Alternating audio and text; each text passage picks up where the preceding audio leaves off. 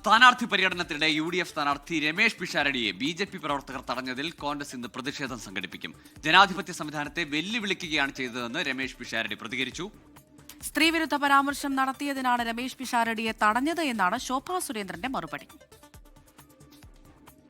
ഇന്നലെ രാത്രി പാലക്കാട് മണ്ഡലത്തിലെ വടക്കന്തറയിൽ തെരഞ്ഞെടുപ്പ് പ്രചാരണത്തിനിടെയാണ് രമേശ് പിഷാരടിയെ BJP കൗൺസിലർ സിന്ധുരാജിന്റെ നേതൃത്വത്തിൽ തടഞ്ഞത്. ഇതോടെ UDF പ്രവർത്തകരും BJP പ്രവർത്തകരും തമ്മിൽ വാക്കുതർക്കമായി. ക്ഷേത്രം സന്ദർശിക്കാൻ പോകുന്നതിനിടെയാണ് BJP പ്രവർത്തകർ തടഞ്ഞതെന്നും തന്റെ സഞ്ചാര സ്വാതന്ത്ര്യം ഉൾപ്പെടെ നിഷേധിച്ചെന്നും രമേശ് പിഷാരടി പറഞ്ഞു. ഞങ്ങളിങ്ങനെ നടന്നങ്ങോട്ട് പോയിക്കൊണ്ടിരിക്കുമ്പോൾ പെട്ടെന്നൊരു ഇളം നീല ചുരിദാറിട്ടൊരു സ്ത്രീ മുന്നിലേക്ക് വന്നു.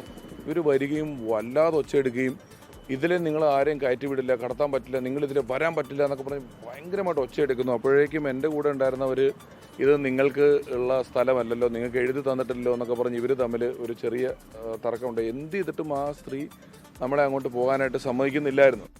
സംവിധായകൻ രഞ്ജിത്തിനെ സ്ത്രീപീഡന കേസിൽ അറസ്റ്റ് ചെയ്തതുമായി ബന്ധപ്പെട്ട് രമേശ് പിഷാരടി മാധ്യമങ്ങൾക്ക് മുന്നിൽ സ്ത്രീവിരുദ്ധ പരാമർശം നടത്തിയതിനാണ് തടഞ്ഞതെന്ന് NDA സ്ഥാനാർത്ഥിയായ ശോഭാ സുരേന്ദ്രൻ.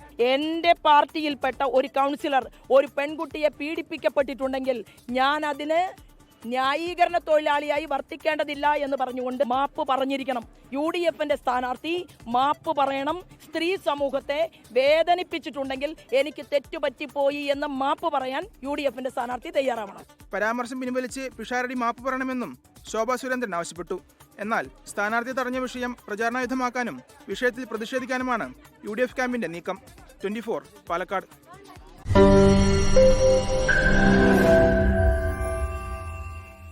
ലോകത്തെവിടെയായാലും ഏത് സമയത്തും 24 വാർത്തകളും ഓഗ്മെന്റഡ് റിയാലിറ്റി പാക്കേജുകളും എക്സ്പ്ലെയിനറുകളും വിശദമായി കാണാൻ ഞങ്ങളുടെ YouTube ചാനൽ നിങ്ങൾക്ക് സബ്സ്ക്രൈബ് ചെയ്യാം.